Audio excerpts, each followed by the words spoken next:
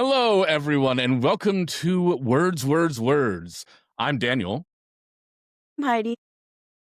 Colin. and we are here to discuss books and words and other things novellas, the things that you can read that are fun to do. I want to start off today with talking about a different kind of book that I recently got because it came in the mail this Saturday. Now, this is not a sponsor. This is the Cosmere TTRPG for those of you who actually are watching us on video. Look at the gold edged pages. It's George. Those of you who don't know, I am a dungeon master. Heidi's played in a bunch of my games. Haven't had Colin yet, but Colin's promised me that he's interested in playing Cosmere if I run it. So I will have to get him in. And technically, you did play a couple D&D games with us. Yeah. A couple. Way back in the day. Couple sessions, I should say. But here's my question for both of you, because I've been looking forward to playing in Brandon Sanderson's worlds. For those of you who are not fully up on it, the Stormlight book, so Roshar, just came out physically now, but it's been out a little bit on PDF if you back the Kickstarter. Next year, he's coming out with the Mistborn series, so Scadrial. So my question for you two is, and Heidi, I'm going to impose a little bit of an extra thing here because I have a feeling I know what your answer would be, and we're already playing it, so that's not, we cannot say Lord of the Rings. Wearing it. If you could live, whether playing a TTRPG or if you just want to say live in a fantasy world or in some kind of sci-fi world of anything that you've read, what series, what world would that be for you? You first, And Heidi. I can't say Lord of the Rings? You can't because we're already playing the One Ring. I mean, look at my shelves. Okay, It's well, a great yeah. series. It's a great system if anybody has not played it yet. Free League is a great company. We support it. And pick it up if you like Lord of the Rings, the One Ring TTRPG. Let me just look at my books. This is hard because Most of the books behind me are horror, so... Yeah, a lot of the fantasy I read, the worlds kind of suck. That'd be tough. Yeah, the worlds it's like they have cool I guess I'll go aspects. first, and I am going to... Yeah, you go first. I did think about that, Colin, but I'll go first. So one of our mutual friends, Kit, will be happy to hear this answer. And it's going to be the Locked Tomb series. So starting with Gideon the Ninth. Now, this is a world which, just like Colin said, I would not physically want to live in. This is a world of necromancy and space exploration and fantasy all combined into one. But I will tell you, it would be cool as fuck to TTRPG and play around in as a character if I physically did not have to live there. Just a really kind of cool magic system with all the necromantic elements, and there's 9 different schools of that, essentially, with 9 different worlds that these people are part of. I will probably suggest that we read that at some point. But yeah, a world that I would not want to live in, but I sure as hell would want to play a character from. Play a character from Randland and Wheel of Time would be really fun. Playing like an Aes Sedai. Damn it! That would be a lot of fun. Because there's just so many for just the magic system's so complex, but they basically weave different elements into different combinations, and each thing, like they're basically discovering what each thing does. I think that'd be so fun if you could have an element where you can like discover, you can find ways to make new combinations that you didn't necessarily know were available when you started the game that come available to you now. That'd be a lot of fun. Probably put a lot of I do have good news for you, Colin, in that DMs back. There does exist a Wheel of Time TTRPG. Now, it is a little bit antiquated. I think it was made back in the 90s, but there does exist a Wheel of Time TTRPG. I'm probably going to have to ask you for that after, just to check it out, because that's super cool. At some point. It's such a cool magic system. Yeah. It is really cool. I would be curious to see how they handled the magic in that universe. I may have to look into that. If it's cool enough, maybe I'll run something from there. Okay, I think I'm going to say... God, and Colin said fucking Wheel of Time. Colin took your answer. Yeah, a little bit. Okay. I took your main answer, then Colin took your second answer. Yeah, you said I can't say Lord of the Rings, which is fine, because I am already playing in that universe. So it's like, how can I say that's the... Anyway. Okay, so to play a character in, I don't know if either of you guys have read the series, but it's one of my favorites from like when I was young. The Inheritance Cycle, so like Aragon is the first one. My sister used to love those books. I never read them, but she used to love them. I love them. I'm going to make you guys read them at some point. just FYI for Okay. this. So we'll talk about them eventually more. And Christopher Paolini's recently come out with something new, right? If I'm not mistaken. Yeah, so the inheritance cycle, so like Aragon's story is completed, but he adds like, little like things, like little compilation stories here and there. He also has like sci-fi stuff that he writes too. I think I was looking at his sci-fi stuff of what I saw recently. From him. Yeah, Go ahead and explain your Yeah, so the magic system to me is really interesting, and it's also just like a series that I've read and reread maybe more than any other series ever. So I just love the world and I love all the characters, and it would be really fun to be immersed in it in that way. There's a lot of like, monsters and stuff that I wouldn't necessarily want to like physically be in the world, but I have a different answer for that, which is, oh my gosh, what is that book that I just read that Kit made me read because it's fantasy and cozy and gay? Legends and Lattes. Legends and Lattes. Yeah, I want to live in that world. I want to Good world to be a live in. little fantasy character drinking a latte and eating a cinnamon roll. And your past D&D character would fit right in there. Absolutely. Hammond R.I.P. running his own little bakery. But that's not what we're here for today. We are here today to discuss one of my favorite horror books of all time, The Fisherman by John Langan. Super, super good. It Heidi, was my I'm rec. going to open the door for you to kind of lead the discussion like I did last week. Yeah. So this was my rec. It's been on my list for forever. I don't know, Dan, if you recommended it to me a long time ago, but it's been on my list. I probably did. It's it was possible, about 2 years yeah. ago, and I think I raved about it in our friend Discord. Yeah. I don't know if that's how you first heard about it, but I know I definitely talked about it.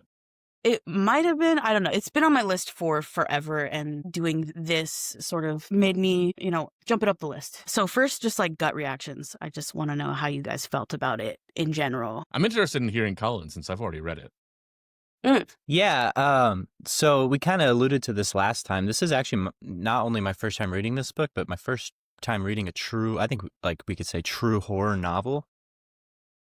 Totally. I've read horror adjacent stuff. We broke your seal in the horror. Yeah.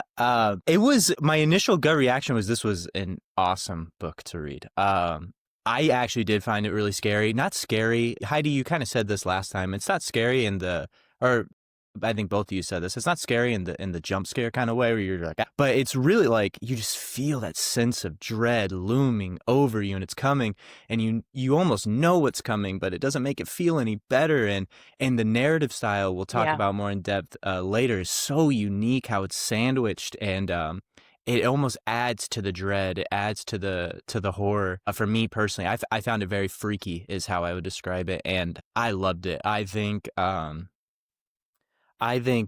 this is a masterclass in writing as well. I don't think he tried to do too much. I think the author had a story in mind and he got it done. I have very little court issues with it, and I loved it overall. It was fantastic. Yeah, me too. This was my first time reading it. No, reading it again, I found things I didn't find the first time. When I recently in our group kind of reached out and was like, did you guys figure out who Howard was? Because I didn't catch that onto that the first time in the book. We'll talk. H.P. Lovecraft makes a little bit of a appearance in this book. I mean, they're in New England. Cameo. They go to this cafe. They meet this guy named Howard. H.P. Lovecraft. He's described with having a lantern jaw that always looked like he was hiding.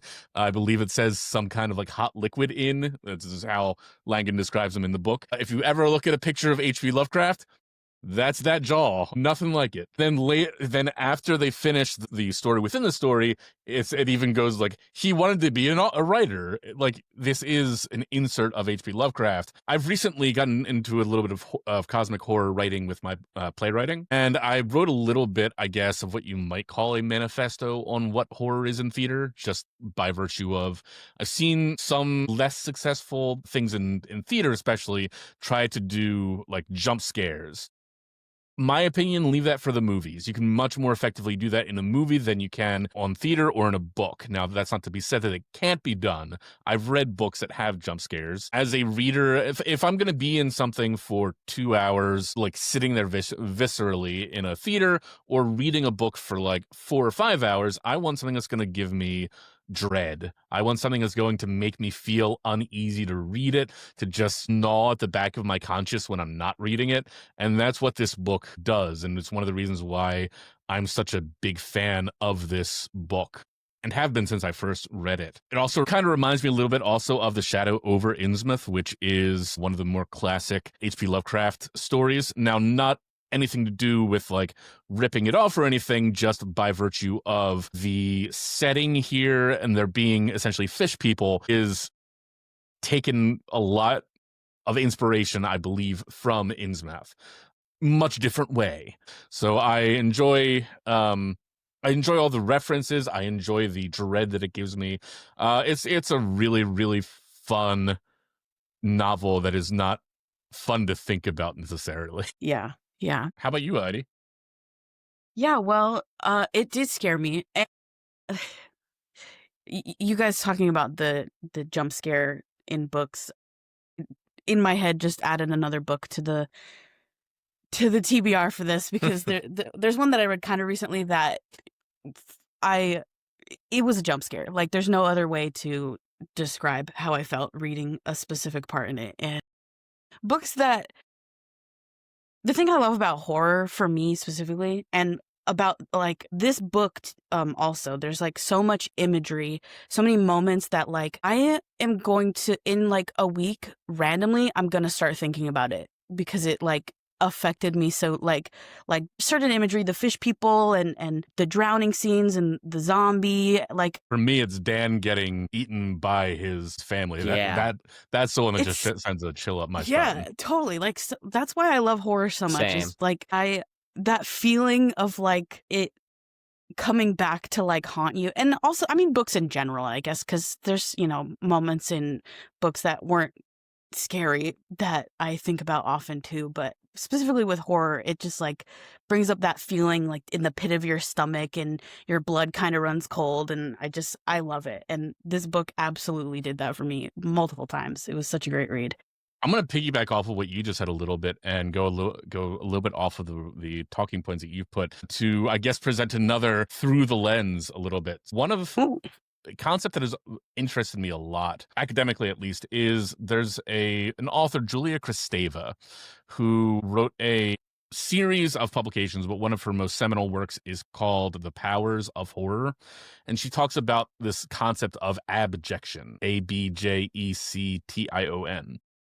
Yes. And what it basically boils down to is that we have this concrete sense of self and we have a concrete sense of other. And when you experience something that breaks down that sense, that's where true horror comes from. That is where our body physically repels it. That's where our minds just like, get this the fuck away from me. And to me, what breaks that down in this novel a lot is the idea of the fish people being the people that we love, but also not. The idea of being able to see that person that you love again. And I'm sure each of us has somebody that we can think of. For me, it's my mom, who you would love to see again. And if that person were right in front of you with these golden eyes, what would I do? And I don't know. And I think that's what, even just talking about it, gives me a little bit of like uneasy feeling, a little bit of that abjection. Yeah, totally. Yeah. Such a good point. I think that's something that the book does really well, hammering that point home, where it's like full blown spoilers, right? Well, when Abe sees his deceased wife in the forest, right, and his first instinct is to kind of give into his like sexual nature and sexual desire, and to me that was the most horrifying part of the book, the sex arguably, with right? the thing. And it's like, it starts off beautiful. Like I think that's like it highlights his writing too, where the scene you're seeing it through his like blissfully ignorant eyes at first, where you're like, oh, this is gorgeous. Like like, oh my gosh, like it's actually happening. And then at the end, like when you kind of realize what he's done, your mouth is kind of just agape, and you're just like, this did not just happen. He did not just bone a fish person. And I mean, when he opens his eyes and sees the rows of serrated teeth, yeah. Yeah. It's crazy. But you think you're like, how could he do this? But then you start to think about it. You're like, he just misses her so much. How else could a human react to their only loved one? It felt so just primal and natural. You almost like, it's easy to sit here and be like, dude, you just had sex with a fish stick. Like, how'd you do that? But but when you really sit down and think about it, it's like, I think probably 9 out of 10 people are reacting the exact same way, and that's what makes it even scarier. Totally.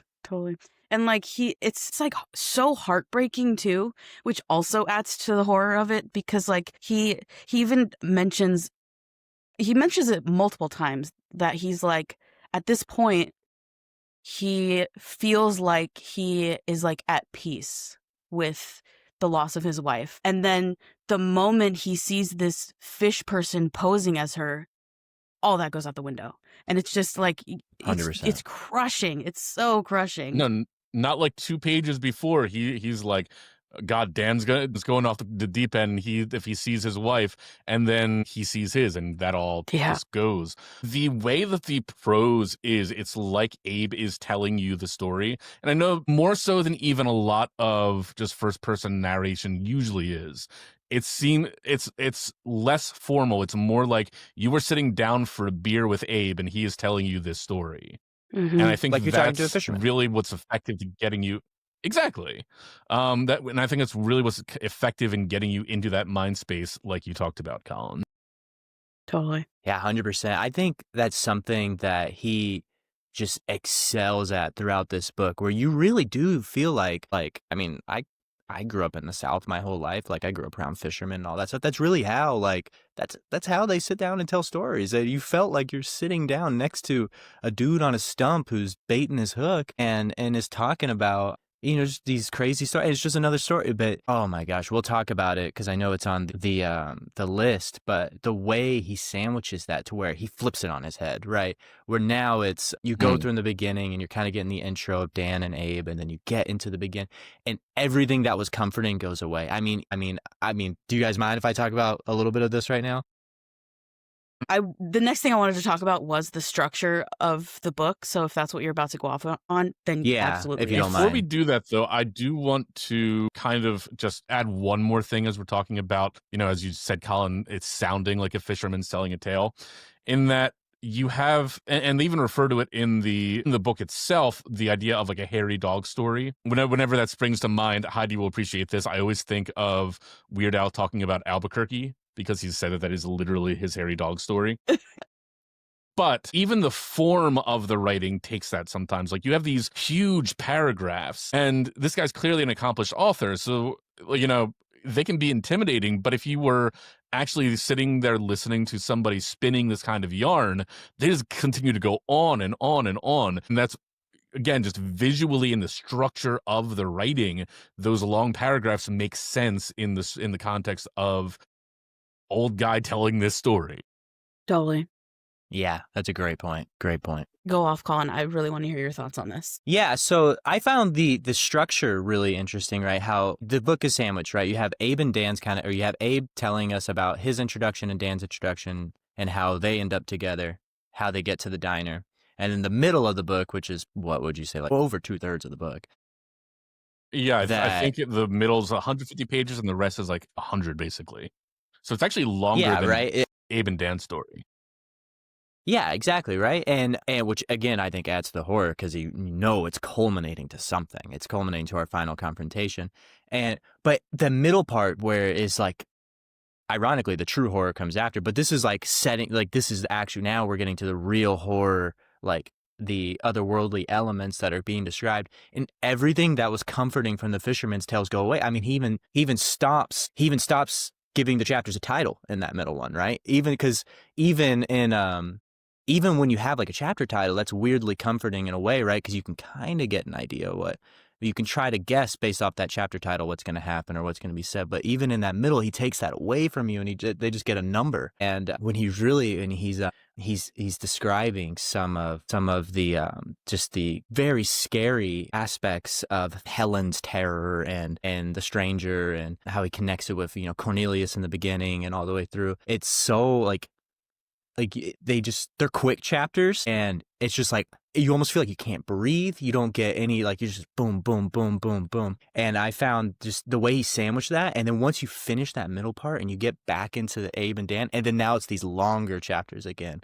with the titles again. Now it's more dread, because now from the middle what they're about to potentially go confront, and it's like watching a train. Like that train's gonna hit that car that's in the middle, that's stuck in the middle of the tracks, and you can't stop. There's nothing you can do. I think that was so scary. And based off the structure of the book, really highlighted how freaking scary it was. That actually is also believe it or not, is also another Lovecraft, whether you want to call it a reference or just a tool that he borrowed. But a lot of Lovecraft stories, both, I believe, The Call of Cthulhu, Shadow over Innsmouth, a lot of what he writes has this story within a story kind of narrative. So I think he's wisely using that as, again, bringing H.P. Lovecraft into the present with a lot less baggage. But yeah, and I think it's a risk, right?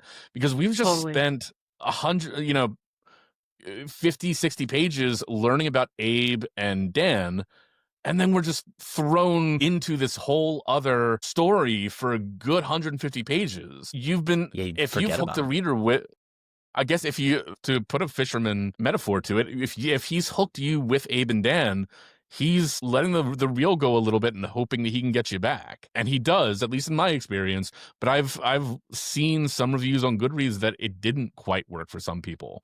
And I think it's a risk that pays off, but it does run that risk of it might not work for you. Yeah. Yeah. That, and also like how heavy, I mean, just because of the structure, because it is a story within a story. A character in this book is telling a story that somebody else told him. Like you were saying, it's like paragraphs and paragraphs of just like, it's all exposition. But when you are, to me, it worked. I know, like, I'm sure for a lot of people, maybe that won't hit. But for me, it like Colin was saying, it just adds to the dread. It adds to like this. Maybe this moment specifically in the story is not the scariest thing in the world, but this is building to, it's building to something else. We're going to get back to Dan and Abe, and whatever the hell is at the end of this story, then we have to finish another story, and it's going to, it's going to build on top of that even more. And it just, for me, it really, really worked. I really enjoyed it. And like you said, like, it was definitely a risk to build the story this way, and for me it really hit. It's so unique too. I don't think I've ever read a book with a structure quite like this ever before. Yeah, I really think I agree with you, Dan. It is a huge risk, especially my note. I'm reading my notes over here. The way I ended kind of that part one, the first layer of the sandwich, was I said, one of the best introduction to two characters I've ever read. So when you get these, and it's so good, like you like Abe, you love Abe, and then you really feel for Dan, and you love their dynamic, and especially where it kind of ends at the diner,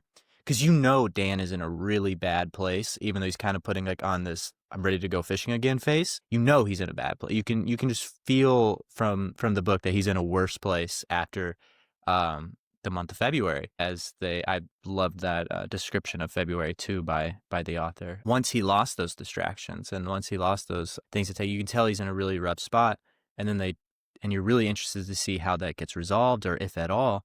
And then they just put him on pause for 158 pages, he said, and to go way back in time. I mean, pre-Civil War, we start off with Cornelius, and a completely different era and new characters. And then the way he makes you care about those characters, like the band of immigrants that get the job done. It is so well done. You're really invested into their story. The immigrant scholar who wants to be a scholar, who wants to do these things. He wants to research. the biggest insult he gets in the book is when somebody discredits his scholarly abilities, and you really care for them, and then you're really intrigued by Cornelius even in the beginning right away. You're like, okay, this old man's a little wacky and kind of a jerk, but you really kind of weirdly like No, got you do. behind him, You right? feel When for he him a little bit.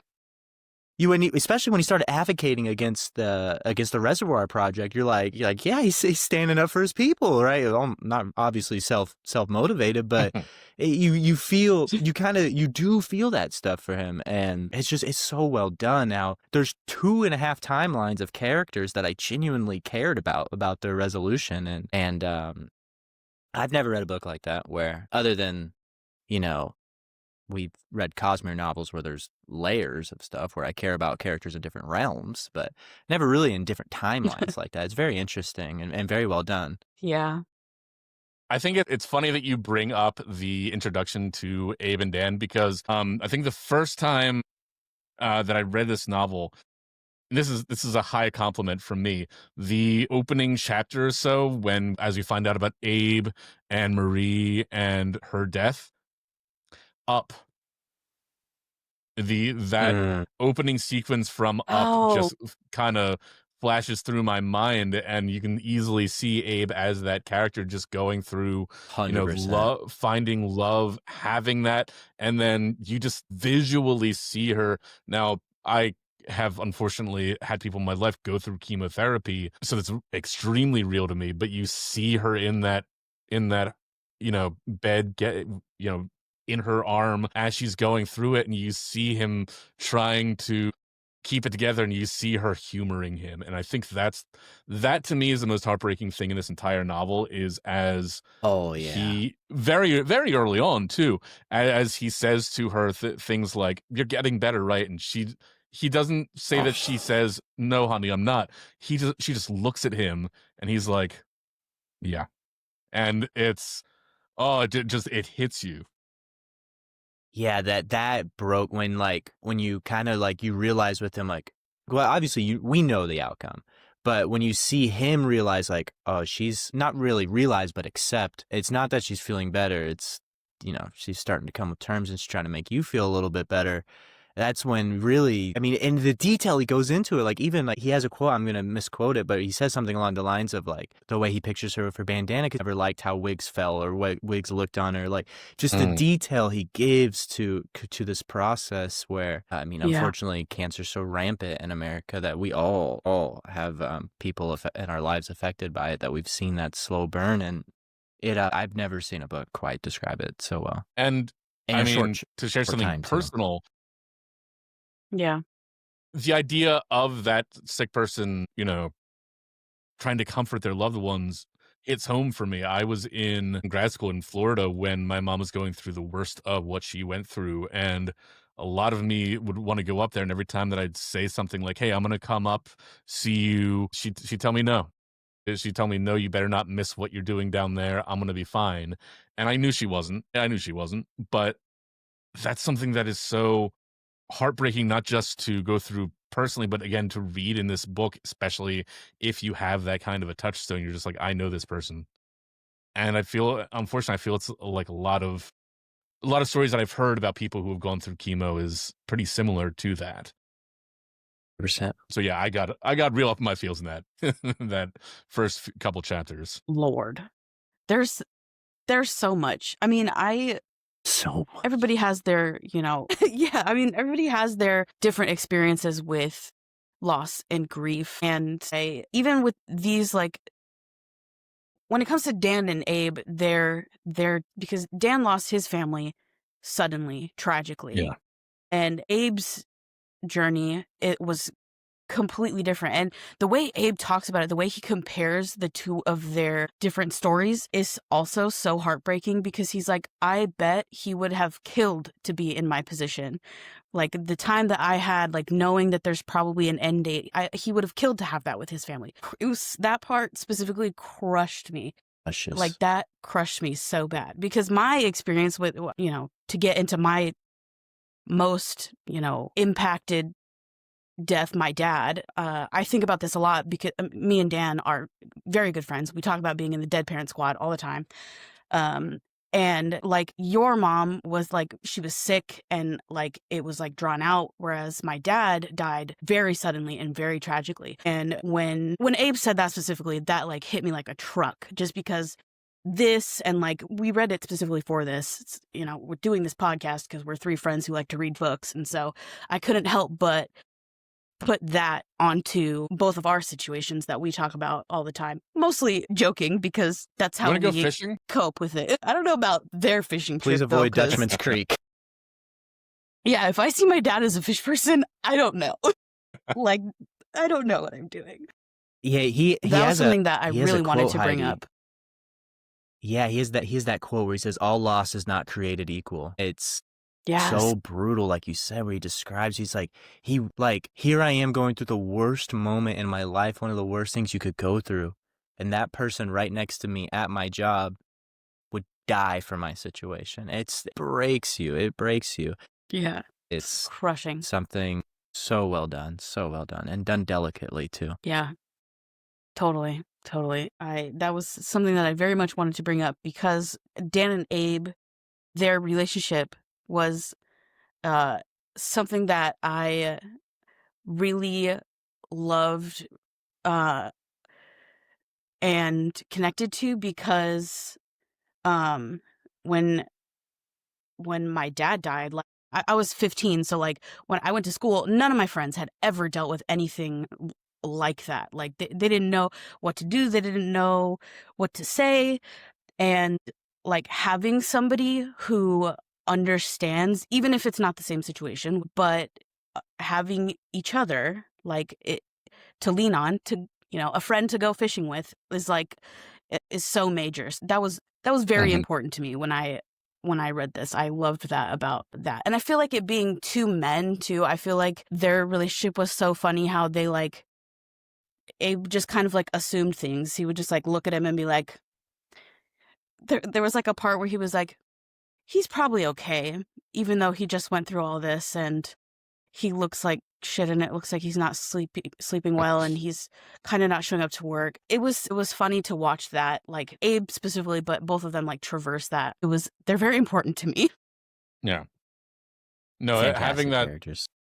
having that person with you, I personally found was invaluable. I unfortunately had another friend who lost their mother less than a year before mine. So like we were, and I was able to lean on him. And I'd been there for him, but I hadn't obviously gone through it yet. So yeah, no, that is something that is extremely relatable. And you never quite know what's going through the other person's mind unless they tell you. Some days you're doing better than others, some days you're not. And you're not always wanting to share that, even with the people that are closest to you. There are days when that loss still hurts, and even years later. And you think if only, for example, I mean, very topical. My sister got married on Friday, and her first dance not her first dance, her dance with my dad was our mom's favorite song, and Stop. I couldn't even watch that. I was just like, God, I wish mom was here. And I in that moment I would have gone to Dutchman's Creek and fetched her to bring her back and let her see that. So but yeah, it's a very universal grief. It's a very universal experience, and it's effective in this book. 100%. 100% in such a way that it's just so crushing. It's so crushing. I'm sad. I kind of want to, if we're okay, and we can come back to this book, because I think that's a good segue to talking about the novella that we also read, Wild Spaces by S.L. Coney. Because what I find interesting, and I tried to do this a little bit in the play that I wrote, which was Cosmic Horror, is cosmic horror itself. And we can talk about, when we talk about the religious influences and symbolism and everything, we'll talk a little bit more, I think, about some of this. But it's about the fear of the unknown. It's about things that are bigger, beyond us, things that gods that we are ants to, that are not antagonistic towards us, but just don't care about us. And then this modern reclaiming of Lovecraft is, a lot of it seems to be very tied to deeply personal experiences. So in the Fisherman, obviously it was grief and loss of a loved one. In Wild Spaces, it became growing of age. It became that classic going through puberty kind of thing. just in a very different way with the Yeah. growing into being a monster. Then also you have the generational trauma and everything that goes with that. So I guess let's get some gut reactions on that, on Wild Spaces. Yeah, I really enjoyed Wild Spaces a lot, more than I think I thought I would going into it. I had kind of read like a little 2-sentence blurb on it. I was like, okay, this seems odd. I like odd, but it seems a little odd. The more it got in, I was like, oh, this is extremely well written and very like the way you feel the dread in The Fisherman, right? You feel it. It's a different skill because, right, that's a full-length novel. You have the full middle act to kind of feel that dread building and building and building and building until your ultimate confrontation at the end of the book. Here, the way that they're able to draft it in such a small amount of pages to where you really are dreading the outcome that you can kind of see is written on the wall at that point when you kind of start to put 1 and 2 together is very impressive in a short amount of time. I thought it was really well done. I thought this one's very freaky as well. Some good imagery in a short amount of words. And I would recommend this to a lot of people who read The Fisherman as well. And there was a much more something that was much more close to being the literary equivalent of the jump scare in this, when you see the grandfather transformed and quite literally eating the mother towards the end. Yeah. Jesus. That is what I was going to bring up too, is that like when you think cosmic horror, especially when you're reading, at least for me, in my experience reading it, jump scare is not the thing. It's what we've been talking about this whole time, that sense of dread. And that was a jump scare. My blood ran cold. That poor child. I really felt bad for him. He was also turning into, I mean, he's seeing in front of him what he's going to turn into. And it's eating his mom. Like, just truly horrific. The main things I picked up on were kind of the idea, we'll talk about it, I'm sure, in a little bit, but like kind of the holding on to what you know is not good for you, even in the name of family, Mhm. right? And Yeah. also like the puberty, like, in a much less scary way, right? Kind of Pixar did it with Turning Red, right? Kind of personifying your change in puberty. Now, let's get it out of the way. Unfortunately, the dog does die in this novella, Yeah. The only named character in which the book. apparently a lot of people give it 1 stars because the dog dies. True. I saw a raving rant about people giving 1 star. I hate people just giving it a 1-star review only because the dog dies. Yeah, it's not fair. It's a good book. It's a good novella. It does a lot of things so well. Yeah, And if we're gonna absolutely. nitpick that, we're missing the point. If that's what And I think Yeah. it's part of the Come point on. too, is that, like you talked about with the Fisherman, it's the last vestige of safety being stripped away from this boy. This boy's now lost his father, the boy lost his mother, now the boy loses his best friend in this dog. The boy is truly on his own at the end of the story. And it's heartbreaking. yeah, especially because the dog kind of dies like twice. Because you think he's dead at one point and Yeah. then he's alive, Yeah. and then he dies, and then he dies again. For real. Yeah, I mean, it was super So sad. brutal. I'm not gonna give it a 1 star because I think it was masterfully written, and I think, like you said, 100%. It's supposed to make you feel that way. You're supposed to say, "Oh, well, at least he has his dog, Yeah. right?" Nope, he's got nothing. Yeah, that's You're yeah. supposed to feel that I way. guess the last thing I kind of want to touch on this novella about, because what do we think the book tells us about generational trauma and familial relationships? I think it was Colin who, talked a little bit. It was either Colin or you. You're the only two people on here. Right. One of you That's all talked it could be. about. But One glad of it you wasn't talked anybody about else. how about the idea of holding on to things with family, even though we know they're bad for us. So yeah, just wanted to hear your thoughts on that as well. Yeah, I think this is something we see so What is the much. author and what is the book trying to tell us? Yeah, I think this is something we see a lot in real life, where you'll hear people say, "That's your family, you have to love your family." And I think thankfully, modernly, we're starting to get some voices where that's not true. You know, blood doesn't make you a good person worthy of my love and respect, right? What makes you worthy of my love and respect is what type of person you are. But it's so hard when, you know, it's your father. It's the grandfather of your kid. It's not something that you can easily, like, you're sitting there as a reader and you're like, Mom, kick him out. But it's not that easy, right? It's not as easy as kicking. Like, it's your dad. Like, it is hard. It's so hard. But you have to, especially because, I mean, at the end of the book, right, her refusing to let go gets her kid turned into a fish monster and gets her killed and ruins everything. And but it's showing. I think the book makes an excellent point of, even though it's hard, even though it's impossible, it may suck so hard to let go. If you don't, it's going to be worse. And I think the book does that really well. Yeah. It literally ate her alive in the end. Yeah. I mean, there couldn't be a clearer case for, you know, do what's best for you.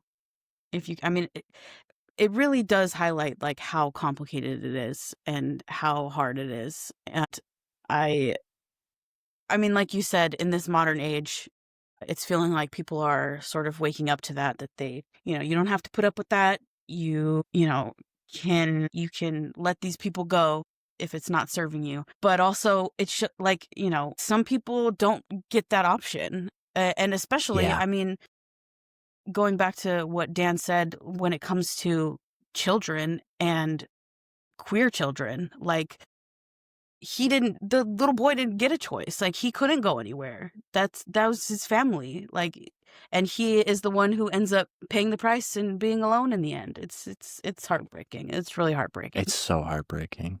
So this is written in 2023. At the risk of potentially alienating some listeners, I would not be surprised at all if this book kind of was a response to the generational and familial divides that happened during that, especially that first Trump regime, when people literally just stopped talking to each other because of the hatred and the intolerance that comes with, you know, a certain political ideology. Yeah. Especially with this author being non-binary, that might have been part of their point, is if this is a person who can't accept you and is causing you trouble, imagine what's going to happen to the rest of your family if you try and keep them in your life. Yeah. Yeah. I mean, Yeah, totally. That's a great point. Yeah, talking about it more, it's definitely that's definitely part of it. It's definitely intentional. It's got to be. One thing I'll say on it real quick that I did think, it's also, there's some good, in both of these books, there's some good humor weaved in. There's towards the beginning of Wild Spaces where we first get introduced to Grandpa. He makes this guy, cracked me up while reading it, where he's like trying to get his grandson to eat like a hamburger or a hot dog. And he's like, I like spinach balls. And he's like, what the hell are spinach? He's so taken aback. And I was like, I wrote in my notes, I was like, all right, Grandpa sucks, but he's kind of true. What kid likes spinach balls over hot dogs and hamburgers? Yeah. Yeah, yeah. But right?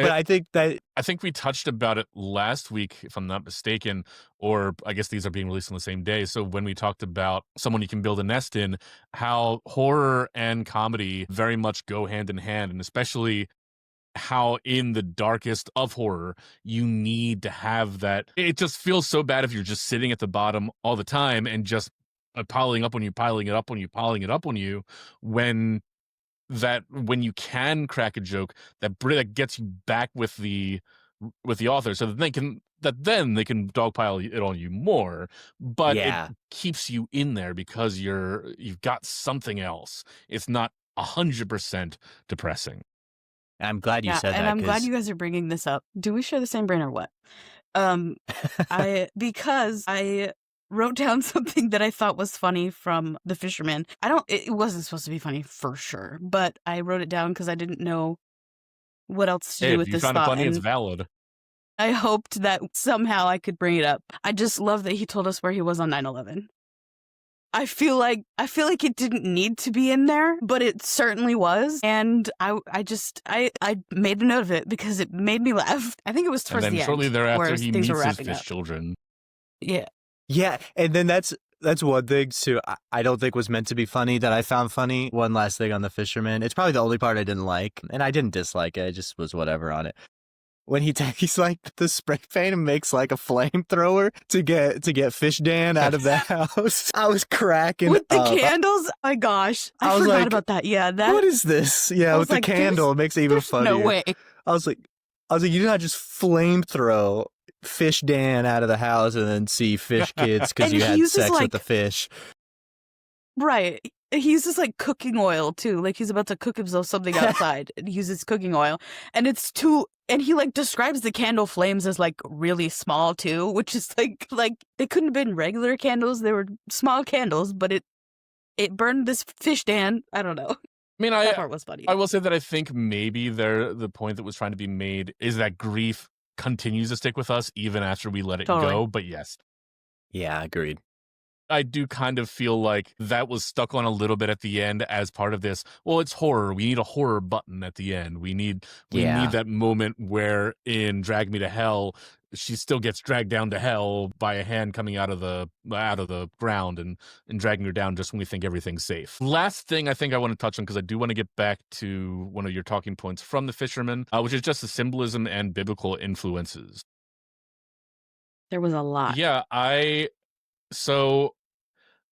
want to talk about the symbolism of the Black Ocean because, I said, the cosmic horror is so much about the fear of the unknown, the fear of what we cannot grasp. And we still know so little about the ocean that is still this minefield of we scratched the surface, and that's quite literally all we have of the ocean. We don't know what's still down there. And I think that's one of the reasons why Cthulhu rising from the ocean is still one of the big images of cosmic horror, is that we don't know that that's not down there. Yeah. You know? Right. It is just this whole thing that is unknown. Yeah, so to me that's that big influence. And Apep, Leviathan, whatever you want to call it, just being there, we don't even know what the purpose of that thing is as far as the story itself. As far as we know, it's just unfathomable what this thing could do. We know that the Fisherman wanted to bring it back in order to revive his dead family, which a whole you talked irony to of Colin it all, right? about, how he makes Cornelius sympathetic. He makes the Fisherman sympathetic. At one point, you get a very visceral image of how his wife and kids were killed with swords. I mean, the Fisherman might be contemptible, but God, if it's not understandable. Yeah. Yeah, he's doing everything he can to see his loved ones, right? Which is the whole point of our characters, right? It's the I don't even know if I'd call it irony, but it's the grief with everybody angle. Everybody's going through. Yeah, so anything else that you guys picked up on either the symbolism or the biblical references? Yeah, lots of Jesus stuff with fishes, right? We know fish in the Bible is hope and kind of like that great gift that I will make you fishers of men, which the Fisherman literally was. Literally give me your strength. Yep. I will give you back your wife. Yeah, and I think that's really, really apt, right? Because in the Bible, it's typically Jesus would go do his thing. They'd get fishes for believing in him, right? And a lot of the stuff, and, kind of playing on that, we're trying to believe, and maybe we'll get our wives back. Yeah, or yeah. a wife back. And I think that to me anyway, that is like one of my talking point questions was why fishing? Like, why is fishing important? And I think that's why, really. Like, that a fish is a symbol of hope, and these two men who have lost virtually everything that matters anyway, they find each other and they go fishing to find a little solace, to find peace, to try and find some meaning. It brings in like the Black Ocean imagery and Leviathan, Apep, I don't know how you say it, but are like these unfathomable, chaotic forces that is what ends up showing up. I think that is it's kind of like a full circle. I grew up very religious, so that those things within this book really, really, really stood out to me. Because also, like, when people are going through something like that, losing something so important to them, someone so important to them. A lot of times people like will either turn to religion and full, feet first dive in, or the opposite, which I think is an interesting juxtaposition that I think was showcased really well. But finally, before we get to any ratings or tier rankings that we want to do, we talked a little bit briefly about maybe giving some recommendations if you liked this book. So if you guys are good, I'll start off by saying if you enjoy cosmic horror and you enjoyed reading The Fisherman, I'd probably recommend that you check out the novel, and it's actually a series, but it's the first book in the novel, Annihilation by Jeff Vandermeer. You're going to hell because that's what I was going to say. I'm so serious. Which is that also was a my fantastic movie, too. Great movie. Alexander Garland, great director. Natalie Portman's fantastic in it. So good. So good. I'm retweeting based off the movie. But I've heard it's good separately from the... Sorry for taking your recommendation, Heidi. That's crazy.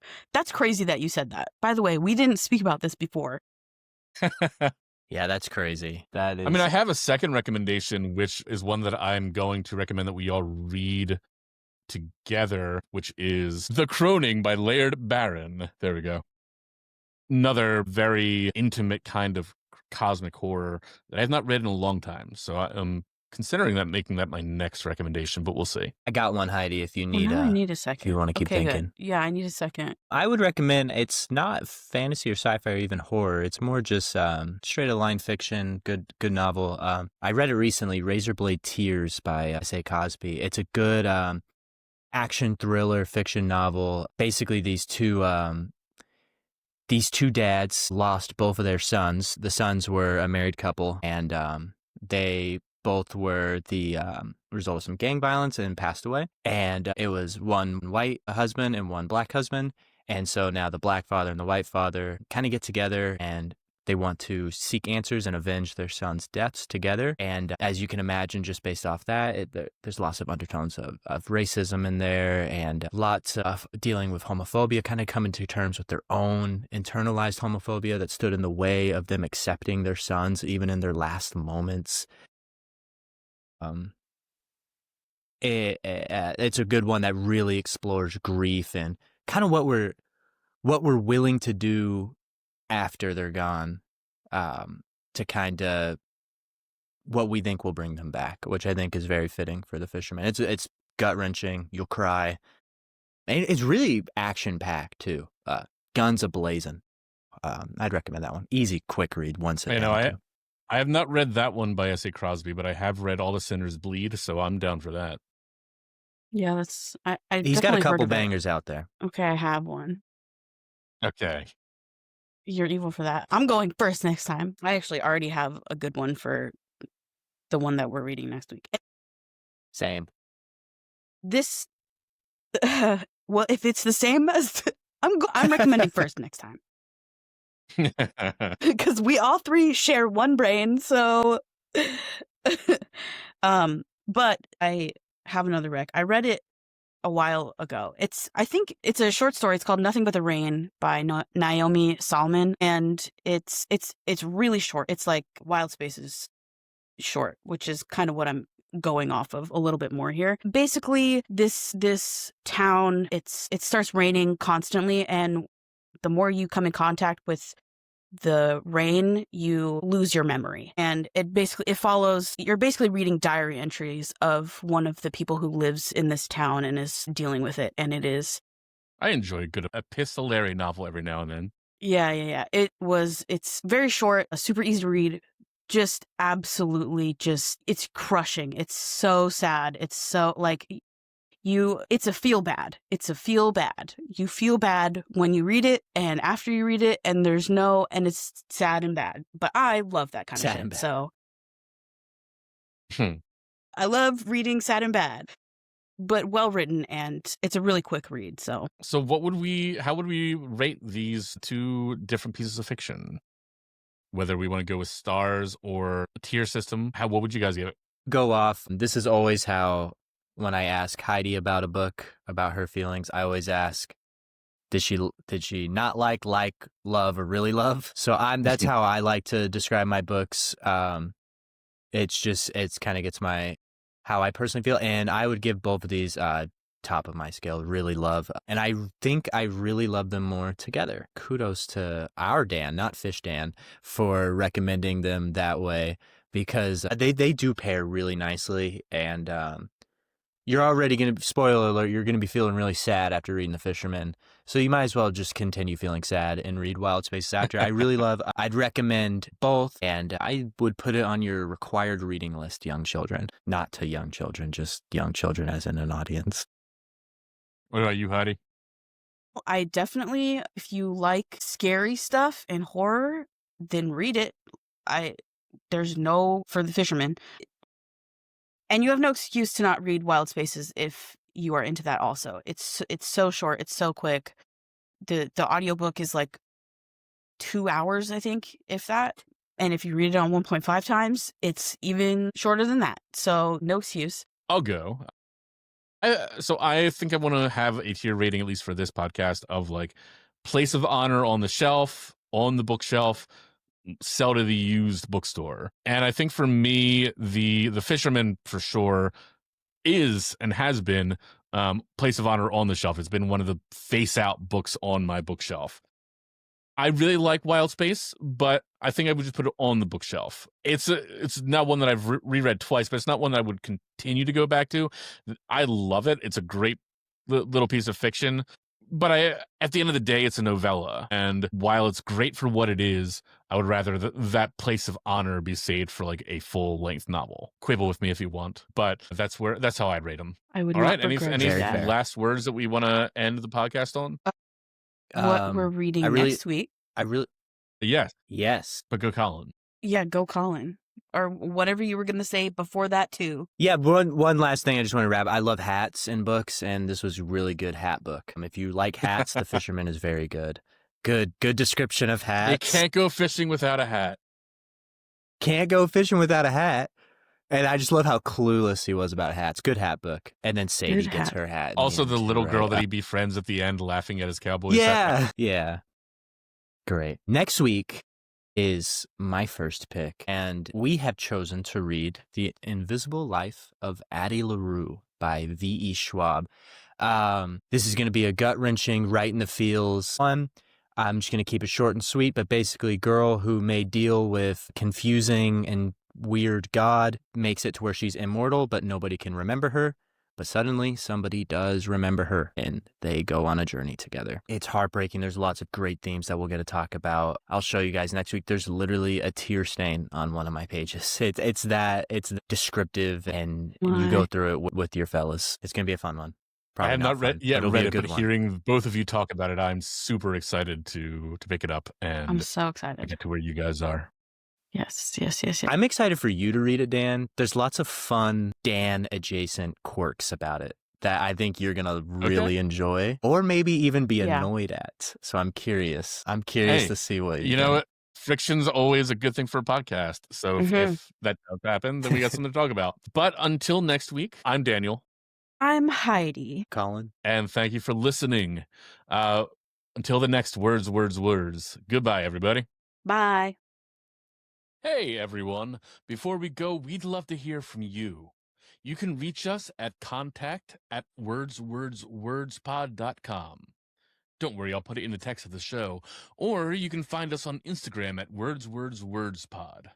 Whether you have book recommendations, thoughts on today's discussion, or just want to say hi, we are always excited to connect with fellow readers. And speaking of community, if you're looking for more conversation between episodes, we've got a Discord server where we talk books, share recommendations, and just generally geek out about all things speculative fiction. The link is in the show notes, and we'd love to see you there.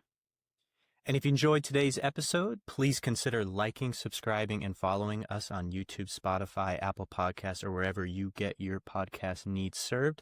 It really helps us reach more readers and keep those conversations going. Thanks so much for listening or watching, and we'll see you next time on Words.